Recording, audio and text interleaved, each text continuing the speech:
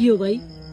এই ভাই বুঝলাম না, এই যে একটা ভালো একটা অনুষ্ঠান আইছি, যে পাবলিকের সামনে তো সুন্দর করে মানে হাসি খুশি থাকেন, ভাই ব্রাদার সামনে তো হাসি খুশি থাকেন, আর এই জায়গায় এসে মানে স্যাড মুডে কিন লেগে বসে থাকেন, আমি তো এটা বুঝি না ভাই। সবার সামনে কি হাসি খুশি নাটক করেন?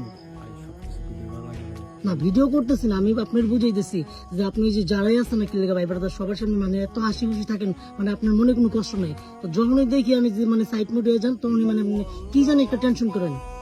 ভাই ফোনে কি দেখতেছেন দেখি, এদিকে তাকান মিয়া, ফোনে কি দেখতেছেন দেখি। ভাই এখনো কি মানে অরে মানে কি বলতে পারতেছেন না? সবাই বুঝান লাগে আল্লাহ কিন্তু জানে দেখি ভাই কষ্ট করে মানুষের ক্ষেত্রে তো শেয়ারও করতে পারেন নাকি?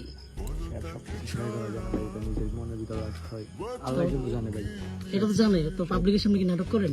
হাসি খুশি অভিনয় করি, এই 5টা মিনিট একটু ডান্স টান্স দেখে মানে বুঝাইলেন যে আমি পুরো চিলে আছি, আর সারাটা প্রতিটা ক্ষণে ক্ষণে খালি কষ্ট পাইতেছেন ভাই। তো কষ্ট দেখে মজা নেই, অনেক মজা নিতেছে সবাই সবার মতো, আপনি চাইতেছেন নাকি কিন্তু যেতেছে না ভাই।